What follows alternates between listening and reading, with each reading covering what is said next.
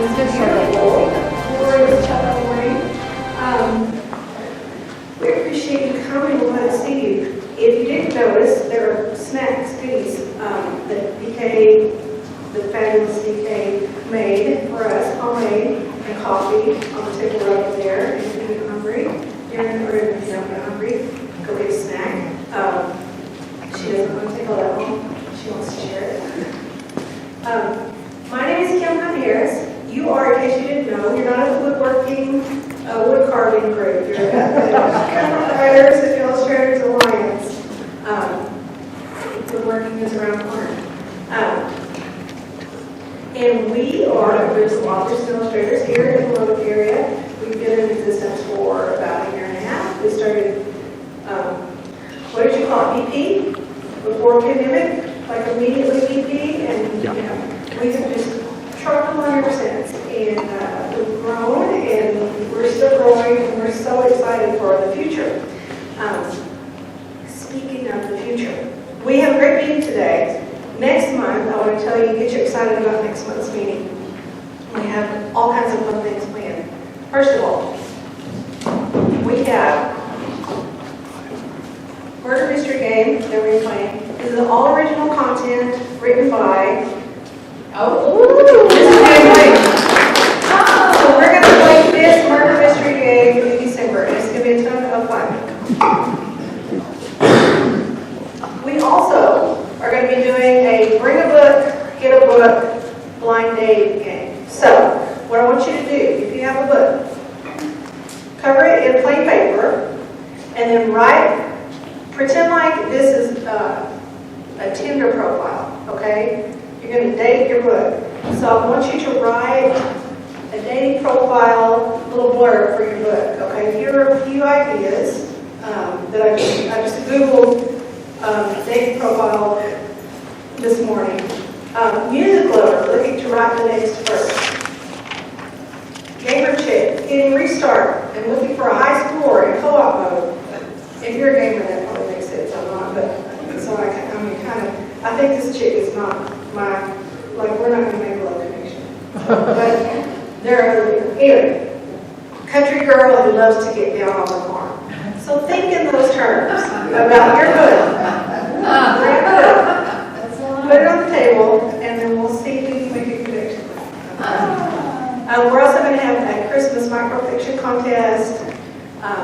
Please bring cookies if you feel so. You don't have to bring cookies. We will let you know if you don't bring cookies, but bring cookies. Like a dozen cookies and then give a recipe if you want to share, put it on a little card. And so we'll have cookie exchange and recipe exchange also next month.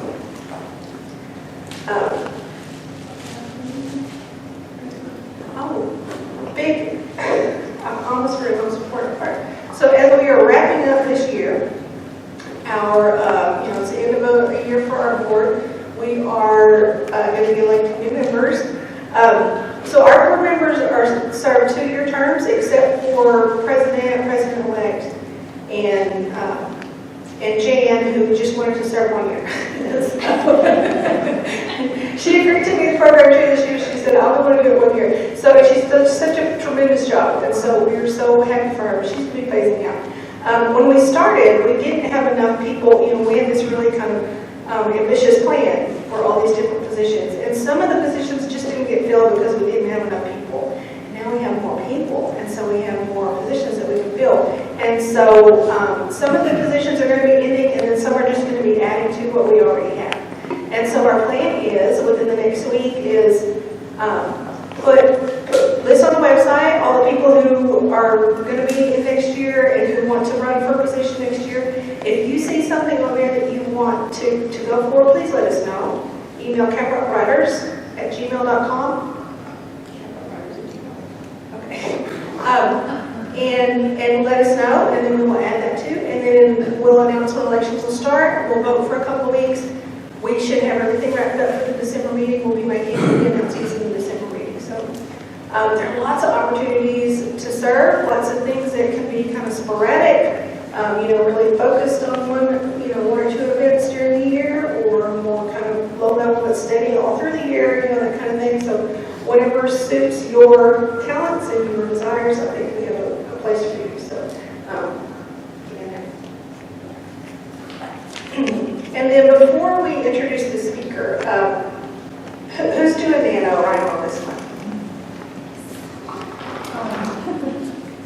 This is my first time to be doing that in a while. And if you don't know, NaNoWriMo is National Novel Writers Month, where people try to write 50,000 words during the month of November, which is a lot of words. That's a lot of words. It's way more words than I ever write in a month, but I decided I was going to go for it this year because circumstances just kind of led to where I would have the time to do it. And so I started off really strong for about a week, and then my well went a little bit dry, and I started to get kind of panicked. And I was looking for inspiration, so I started looking for books on creativity and sources of creativity. And I got that book called Big Magic by Elizabeth Gilbert. She's the one who wrote Eat, Pray, Love, which was a huge success about, 15 years ago. And this was her book on following up a huge success and still, having to keep creating in the shadow of something that people tell you will never be able to top, but still kind of keep that creative juice flowing. And I found this little passage on perfectionism that I wanted to share with y'all because I thought it was so great. She says, Robert Stone once said that he possessed the two worst qualities imaginable in a writer. He was lazy and he was a perfectionist. If you want to live a contented, creative life, you do not want to cultivate either one of those traits. What you want to cultivate is quite the opposite. You must learn how to become a deeply disciplined half-ass. Forget about perfect. We don't have time for perfect. Perfection stops people from completing their work, yes, but it also stops people from beginning their work. Perfectionists often decide in advance that the end product is never going to be satisfactory, so they don't even bother trying to be creative. Perfectionism is a corrosive waste of time because nothing is ever beyond criticism. At some point, you just have to finish your work and release it, if only so that you can go on to make other things with a glad and determined heart. Now, DK is going to come up and introduce our speaker for today.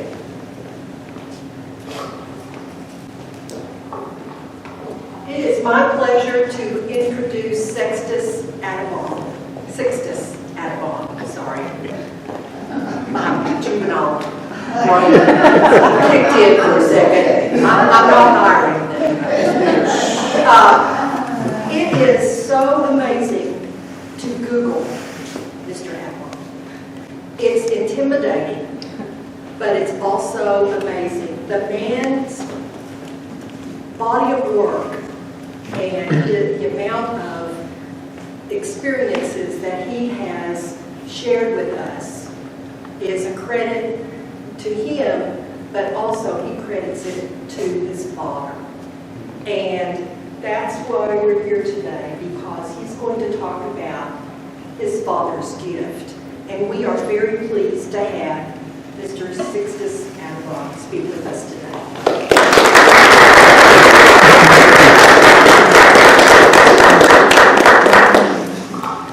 Good morning. Good morning.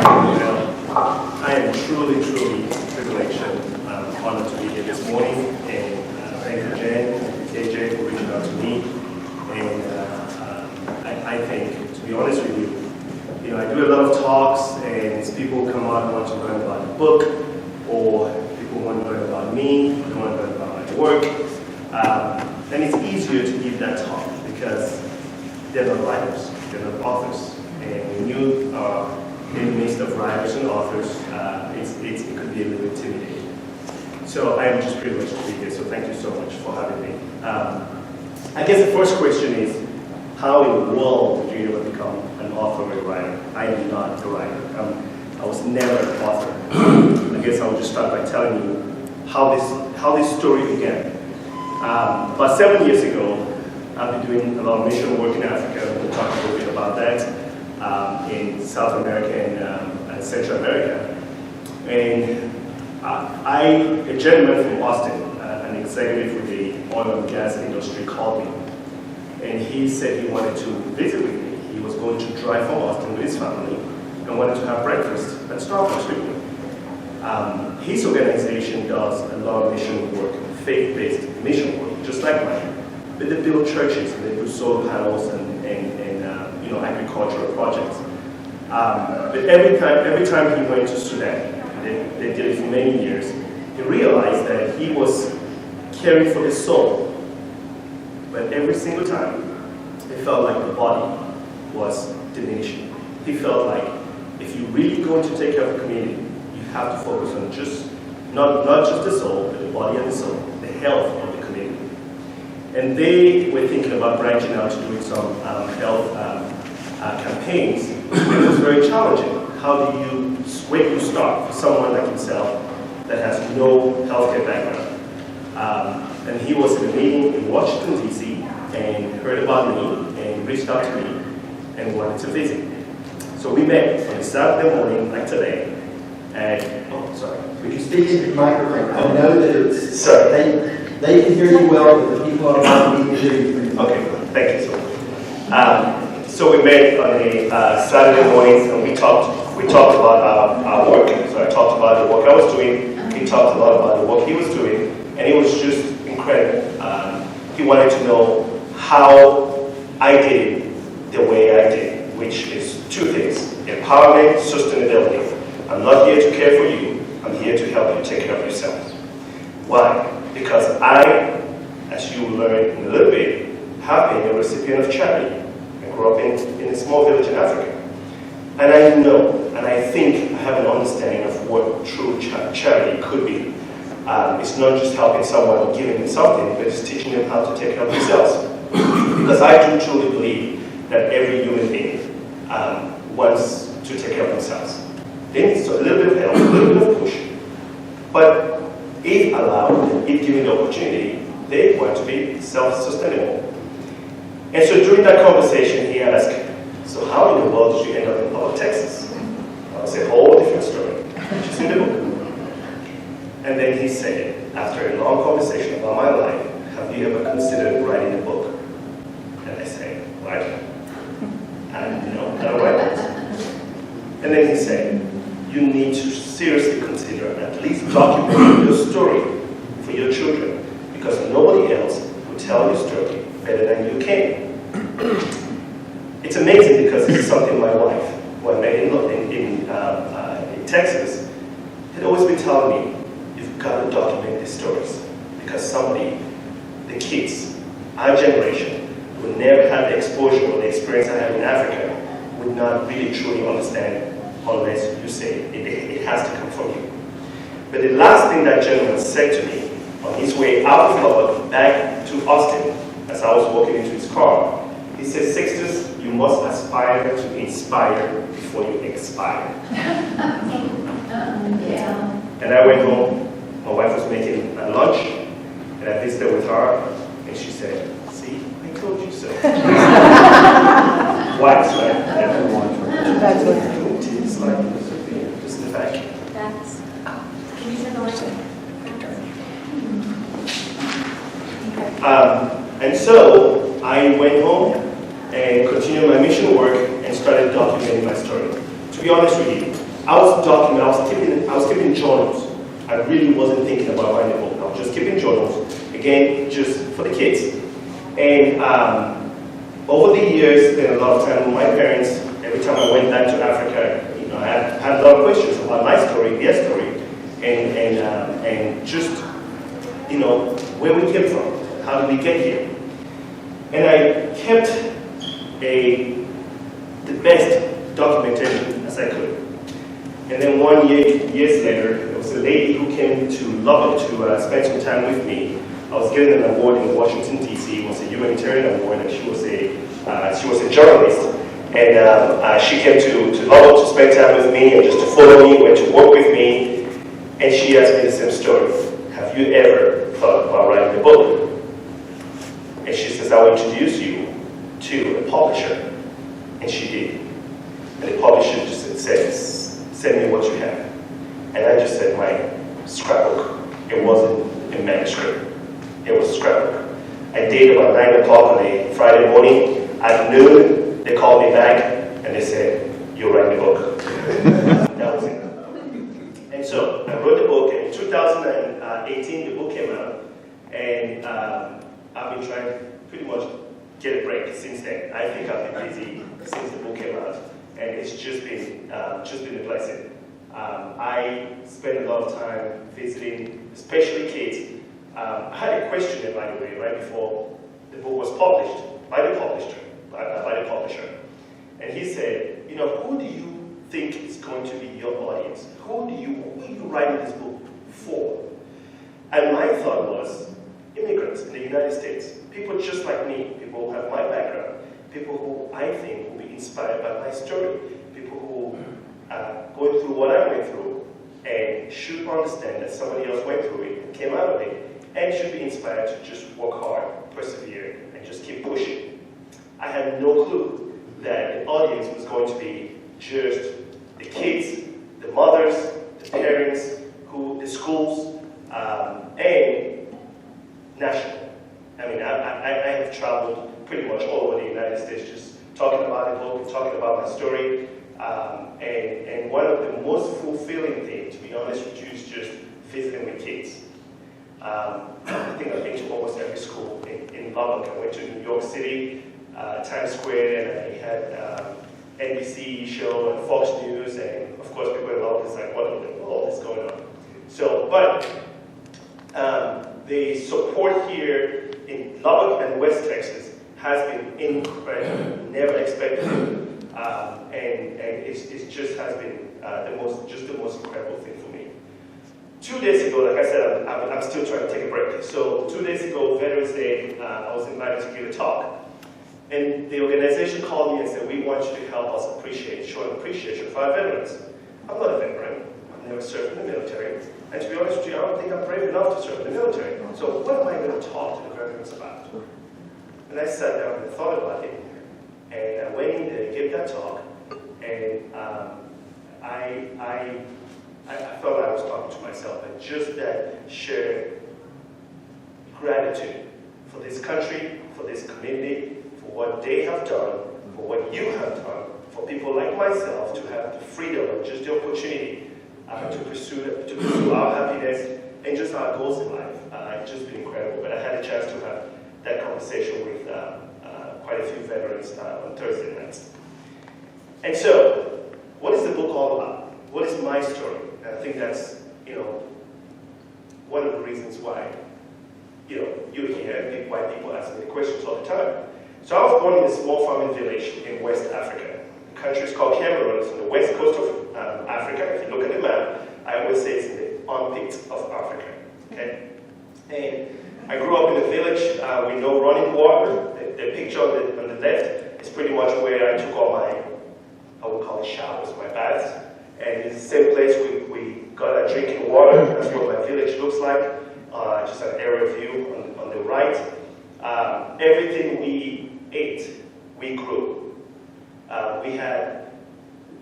There was no cash crops. My parents were cocoa farmers, and every single morning, sometimes before school, I would walk to the farm to help my parents, and usually after school, I would go back, spend time with them to carry the food that we're going to eat that evening.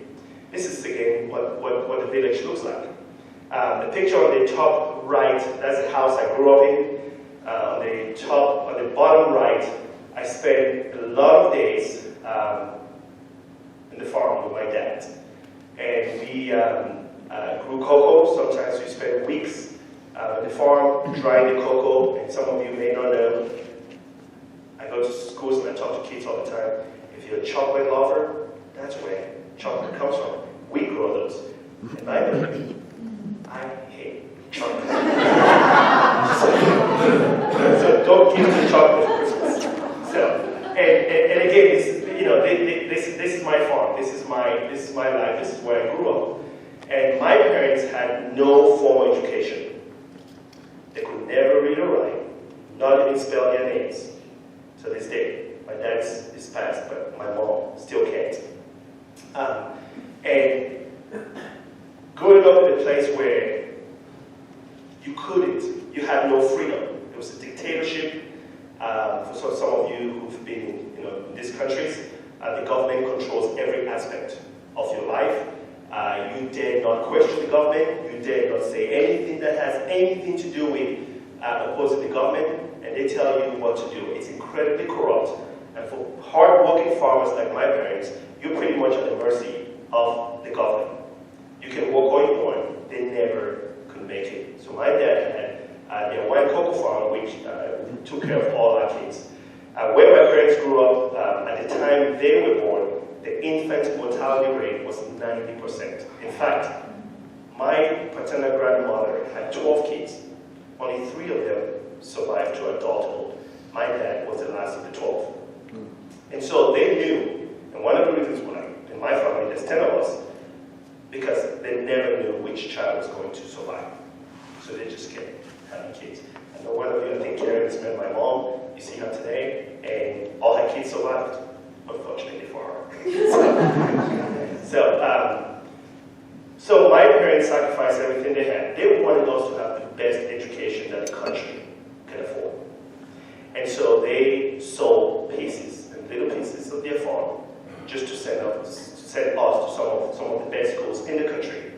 I went to, my first school was a Catholic mission school, bottom right.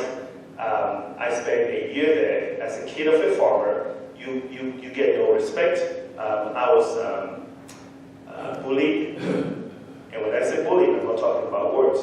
I'm talking about lashes and beatings. For those of you who've read the book, you know the story. And my parents had to get me out of that school to another school because they didn't think I was going to survive after my first year in this school called St. Joseph's College. And this business was done by other students. And by the way, most of these students are kids of wealthy Cameroonians, government officials, and public officials. And eventually, my parents sold their cocoa farm to send me to the United States. Me alone. They had several smaller cocoa farms, but the biggest cocoa farm they had, they sold it because an opportunity came. And you have to realize that if you live in a place like this, and any opportunity, if you can afford it, kids are trying to get out of the country. They're always trying to get out of the country. You always go towards opportunities. But for a kid like me, the United States, visit or even coming to the United States is completely out of reach. So kids like us don't even dream of things like that. But my parents did. I wasn't aware of it. But they had a dream that one of us, was going to have the opportunity to come to the United States.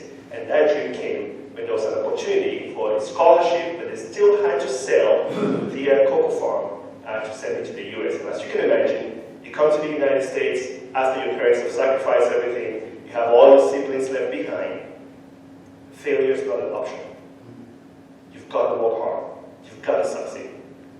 I went to a university called Harvard University. My parents paid for 1 year of my tuition. After the first year, we ran out of funding. And so I had to figure out something else. I reached out to anyone I knew. Nobody could help. And there was a pastor in Arlington, Texas, who I reached out to.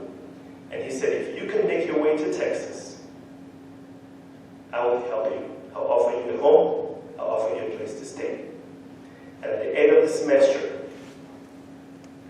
I packed my little backpack. I stood on the side of the road and hitchhiked a ride to Texas. So back to that question, how in the world did you end up in Texas? I hitchhiked a ride to Texas.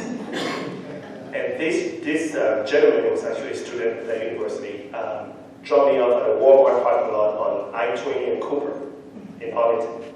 That's where the pastor picked me up. And I spent a year with the pastor, who offered me pretty much everything I need, including giving me my U.S. residency, education, and all of that. And he taught me just some of the most basic values of hard work, faith, determination, perseverance. The same things that my dad spent all those years teaching me, he reinforced it in that 1 year I was with him. And I had an opportunity to come to Lubbock, Texas. Next question, why Lubbock? How did you end up in Lubbock? Well, again, a lot of these stories are in the book. But I came to Lubbock because there was a medical school in Lubbock. and there was a hospital, and at this time I was a nurse aide, a nursing assistant, and I was looking for any mid-sized small town that had a hospital that was within walking distance to the school. And I looked at every single town, and Lubbock and Covenant was the only place because I did not even have a car. And that's how I came to Lubbock, Texas.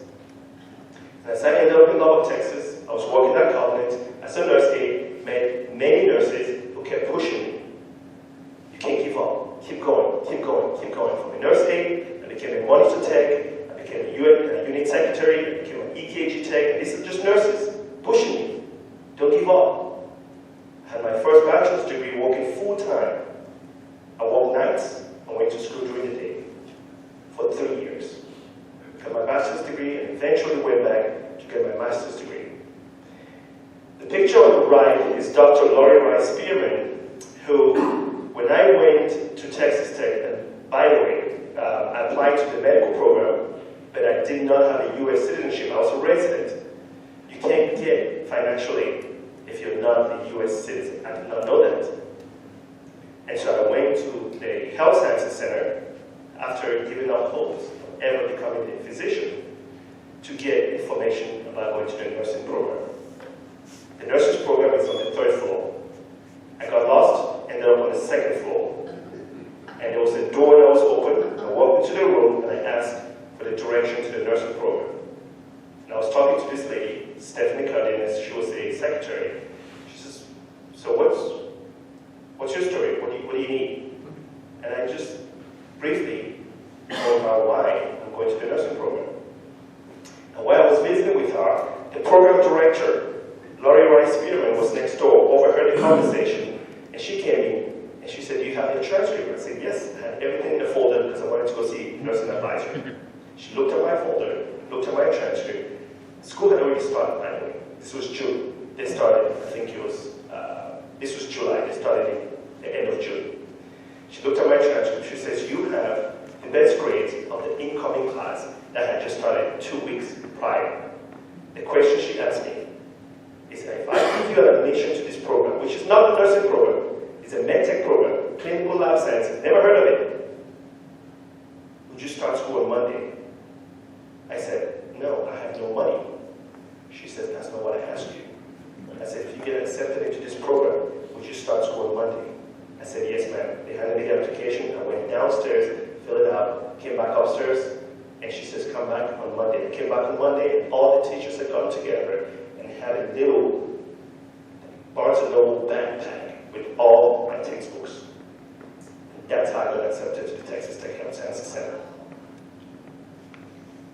Because of this lady. She was the program director, she's now the president of Texas Tech Health Sciences Center.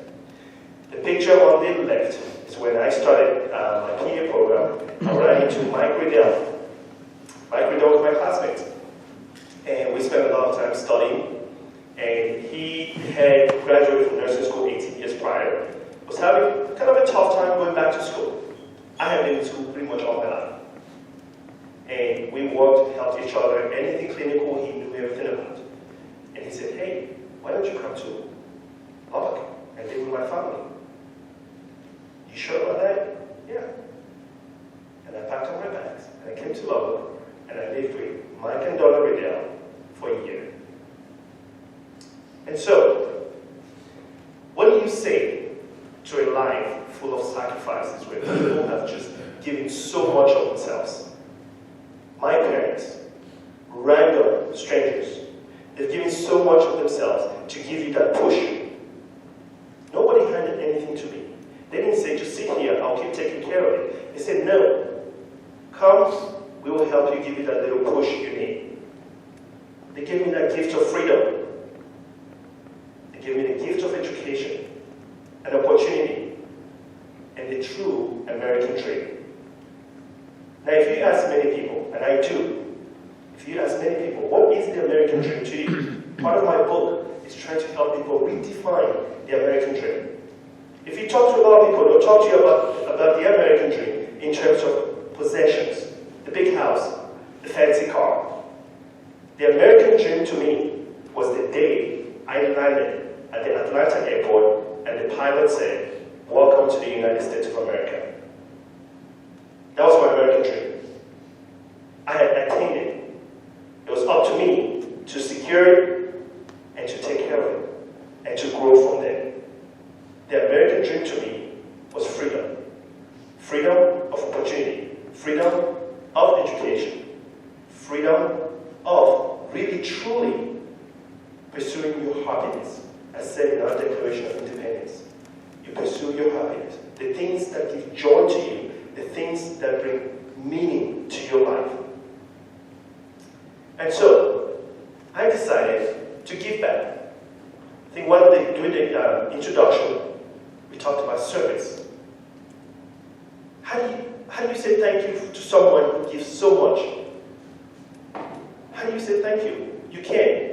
But in my world, in my life, in my faith, I believe that the best way to say thank you to a gift is to use the gift in a manner that is pleasing to the person who gave it to you. It's not to take it. I could finish my education, I could get a job, I could sit at home, I could get the big house, I could live the fancy life. But the person who gave it to you, would one day, is it worth the time? It's talking to the veterans the other day. If a veteran is sitting there and they just risk their lives, I want them to say, it was worth me risking my life because I see what you do with that freedom. So I decided to go back to my village. A village that's never seen healthcare. I wanted to give back. It's all my parents asked of me. Give back. So I went back and I visited with the village leaders, including my dad. And when I started talking about going back to my village, most of my colleagues at work said they wanted to go to my village with me. I said, no, this is not a vacation. This is not safari. You're going to Africa, and this is the real deal. There's no electricity, there's no water. And the people you see on the right were the first group of colleagues and friends who said, I want to go with you. And as they went to Africa with me and they came back, they shared their story with their friends, the community, right here in Lubbock, their churches. And that's how Purpose Medical Mission was truly founded. It's not by me.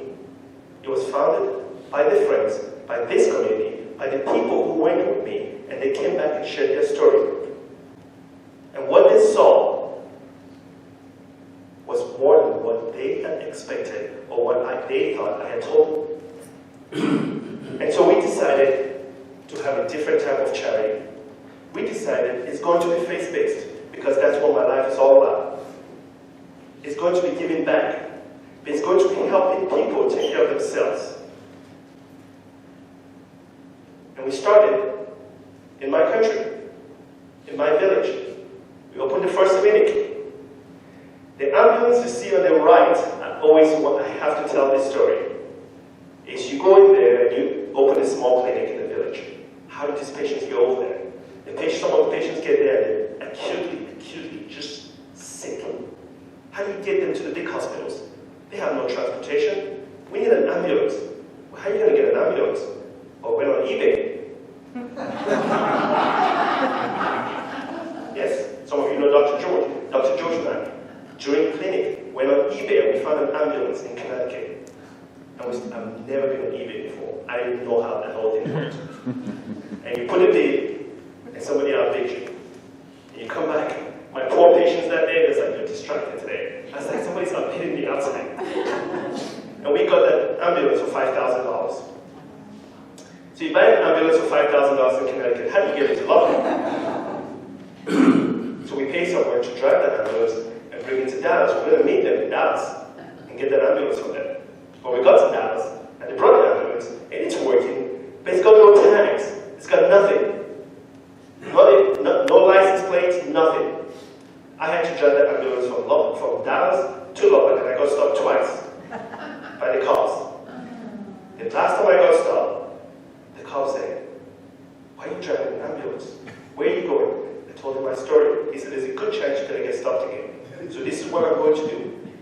I'm going to give you a warning, and I'm going to accompany you all the way to Sweetwater. And he did. And he gave me a warning, and on the warning he said, already been seen and checked, so that if I get stopped again, he said, just give it to the next police officer. The hospital expanded, and now we have a hospital in a place that's never seen one. All this, we had doctors, they had their own management, they were taking care of things themselves. Now they're getting so many patients, they have 2 or 3 doctors. But some of these patients need surgeries. You send these patients to the big hospitals, nobody cares about them because they have no money. Just like myself, in that school. They don't care about you as a farmer. So we decided we're going to help them build their own OR. How do you build an OR in Africa? Well, we got together and we decided we're going to build one right here in Lubbock and then ship it to Africa in a shipping container. So we bought shipping containers, we called LCU, and they gave us their parking lot. And we put the shipping containers there, talked to businesses in town, and everybody was taking turns, from the plumbers to the electrician. Everybody was going in to get that ambulance. What you see on the bottom left is just different organizations and companies coming right here in Lubbock, getting an OR built. We designed it on a piece of paper, and then we handed it to them, and they built it. On the top, made, that's the day that container was leaving Lubbock to Cameroon. Right below it is the day the container made it to my village. And on the top left is the first surgery that was performed in the container. And that's what that OR looks like today, on the right. This is what healing touch looks like. This is the hospital in my village. Babies are being born every single day. Babies that otherwise have no place to go. Mothers like me, in the book you will see, when I was born, my parents had to travel 3 months. By the way, there's no ultrasound, so you don't know how far along you are. There's no questions, how far along are you? They have no clue. So when you think you're getting close or having any type of contractions, you're heading somewhere to the city and you find a relative and you live with that relative until you go into labor and they take you to the hospital. Now they have their own hospital. Their babies have been born there. Their babies have been cared. They can have prenatal care. The mothers can be taken care of. Then other villages came to us. It's still too far. We need help. We can build it. We just help you. We just need you to help us build it. And we opened the second hospital in Cameroon. And as you can see in the picture, I'm not in there. The whole idea of what we do, the core of it all, is it's yours. We're going to help you, but you're going to take care of it. They gave me the pair of scissors to cut the ribbon. No. This is not my hospital. This is your hospital. You're going to do it. And they do all of that themselves. And then the calls kept coming. I received the call from Dr. Espada. On the bottom left, the gray-haired gentleman, the older gentleman in the middle, that is the vice president of Guatemala. He used to be a cardiothoracic surgeon in Houston. And he's friends with a lawyer, a pretty big-shot lawyer, who was born and raised in Lubbock, Mark Lanier. Mark Lanier said, hey, you need to call this gentleman in Lubbock. He called me, he told me he wanted to set up, again, the same type facilities in this country. And we went there, spent some time, and helped him start building clinics. The picture in the middle is us teaching the nurses. We're not just going to come there and take care of you. We're going to teach you to take care of yourselves. And if you pass the course, which is designed by nurses here, you get a certificate. And then now we can disperse them to different villages. We have midwives, and all these people were already trained. And now they get even better training and go into other villages to provide the services that their people need. Democratic Republic of Congo. We've been going there. As a matter of fact, we just had a team return about 2 weeks ago. We're working with the Methodist Foundation and expanded the hospital, and now they have a medical school. They have a elementary school for the kids in the village, and it just continues to expand. Nicaragua, in 2017, we went and opened a facility in Nicaragua. The gentleman by me on the right, that that is the president, that was the president of Nicaragua. And again, you kind of get an idea of where this is going. How does a kid like me end up having conversations and talking to people who calling me asking for help for their people, from the president, from the vice president? It's a gift of service. The more you give, and the more you say, here I am, send me, the opportunities will come and you'll make a difference. But service doesn't mean you have to go to Africa. It doesn't mean you have to go to South America. You can do it right here in your community. There's plenty of work here. This is one of the opportunities we had during Hurricane Harvey. Everybody remembers what happened. It was just an outpour of support from all over the country. But what they needed the most in the final days of Hurricane Harvey were wheelchairs, canes, for those patients who left the nursing homes in South Texas and were heading to the convention center. The Red Cross contacted us. Everything we had, we gave them. I went on Facebook, posted it, and within 24 hours, we had a U-Haul truck full with all of the supplies that the U.S. Marine needed and the American Red Cross needed, and we drove to Dallas. Again, you don't have to leave Lubbock. You don't have to leave Texas to serve. So 12 year statistics today, we have medical mission. We've taken 30 medical mission trips around the world. We've either established or supported 7 clinics or hospitals around the world, served an estimated 55,000 people, and donated supplies and financial support worth $5.5 million. So what does this all mean to me? What are the lessons learned? That the American dream, only way I can say thank you for what I have is service, gratitude. Because personally, I don't think anyone on earth can find happiness without having gratitude. It's always remember where you came from, where you are today, and where you're trying to go. Gratitude is so important, and you show that through service. Spend a lot of time traveling, talking, getting involved. I'm not a politician, never want to be a politician, because I think I'll get killed in one day. but I get the opportunity to visit with politicians, to exercise the right of freedom, just to vote, just to the simple things that you and I can do to truly make a difference. What do I get from this all? When you go to a village like Cameroon, and you have a mother walk by, and you listen to them in the dialect, tell their little 7-year-old son that you see, he was just like you. You too can make it. Never give up. Never give up hope. When you go there and you see the nurses, the smile on their faces, the mothers, you can't help but just sit back and say, just thank you, God, for the opportunity. For me, it has been just incredibly an amazing journey. And for that, I am always grateful. So thank you.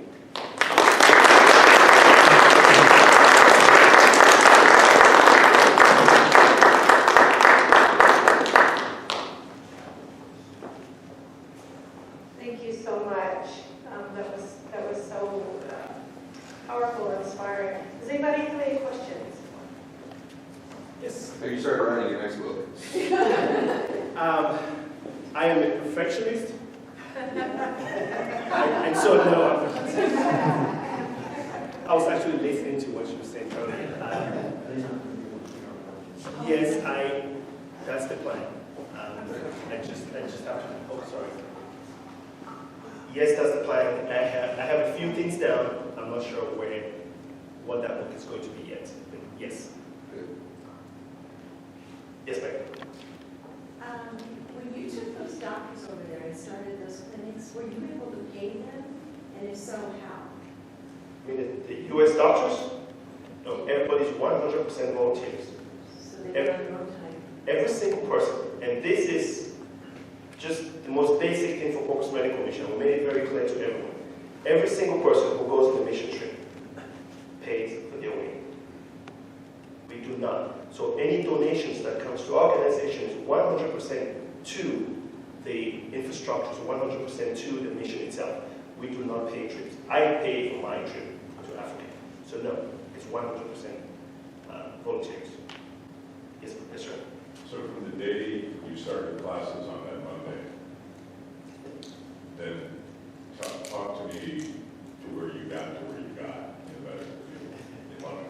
Okay, so I actually graduated at the top of my class. I should just, say that with the MedTech program, and I kept working. So I went back to school to get my master's degree in the physician assistant, and I have been a physician assistant in neurosurgery for 17 years. And more recently, still working, I went back to get my doctorate, and I just graduated 2 months ago. When I go out to talk to the kids, especially at schools, this is what I tell them. So you just never give up. There's no reason to stop. You keep going. And if you feel that's what you're called to do, I mean, obviously you stop when you feel that's where you are. But, if the opportunity is, you just keep going. But kids in Cameroon and most other countries don't have this opportunity that I have. I can work full time and do all these things I'm doing and still go to school. You just can't get that everywhere else. So, but that's where I am today, and I'm still working full time at Covenant and Grace. And that's where I found Sixtus when he and Rick George fixed my back. Sure did. And it gives me pride that he's still walking up straight. That's good. Yes, sir. Is there any overlap or networking, I guess you might use that word, with like Doctors Without Borders or other organizations or entities? How does that happen? Yes, we do. We work with several organizations, and especially with how busy we are, usually organizations reach out to us. So, by the way, I talked to you about the Methodist Foundation. They have an organization. We have in Nicaragua, there's another organization we partner with to do that. And same with Congo. It's organizations we partner with. So we do a lot of work with other organizations. Because if you I think I talked about one of the organizations that really was doing mostly Christian-based churches, but they wanted to, kind of get into healthcare. And that's where we came in. So that's typically what happens. When people are trying to figure out, I don't want to say the right way to do it, they reach out to us to help with that. And we learn from them as well. Sure. Well, I have a comment to make, not a question at this point. I read the vast majority of your book this past week, as a matter of fact, and I'm so impressed. You've said the word perseverance so many times, and through his book, and I'm not going to give all of this away, but you just met roadblock after roadblock after roadblock, corrupt officials who stole your money, who took your passport, other things, so many things, and I think, wow, you just kept going, and even Jody Thomas talked about how she saw this thing about you will fail without perseverance, and she'd seen this on a little tag, but I think it is perseverance, and it inspired me so much, because sometimes, I hit my own blocks that I make for myself, but to read this book is just so inspiring, and I talked to you earlier, and I said, my husband does not read books, he's he does, I guess, things for auto mechanics and things like this. But I read books to him in the morning. And so this is my next book that I'll be reading to him a few pages a day in the morning, because it is so inspiring, and it brings you into a positive place every morning. So it's what we need to start with. But excellent job. I love the book. Thank you. Thank you so much. I would have to say, my belief is that obstacles, challenges are designed to build us. I think if we go through life avoiding obstacles and challenges, you don't grow. For me, those are the things that make us who we are. It's not just the triumphant moments, it's the moments of weakness that truly design who we are. That's what gives us that sense of appreciation. That's what, trains us to prepare ourselves for the next challenge. And this is a conversation I have with kids. Karen is here, and I had the privilege of coaching Karen's grandson. And, you know, the first days of coaching them, I get with them and I say, this is for you to make friends, this is for you to learn a new skill, but this is for you to become a man and to grow. And they're little kids, and I know parents look at them like, what are you talking about? These kids, they don't care. As you watch them grow, you can see the difference. And, you know, I don't let parents just run into the field if they have a fall or something happens. No, let them get up. Let them. They have to be able to lift themselves up. I did, and that's what my whole life is about. And I think that's why I have this sense of appreciation that I do. Because just challenges, I think, were placed there to grow me and to make me a better person. And as a person, I'm still continuing to learn and to grow to be better every day. And you do have copies of your book. Yes, ma'am. Of course, that we can buy copies here, because I'm so intrigued to read it now. Are there any other questions? Well, thank you so much.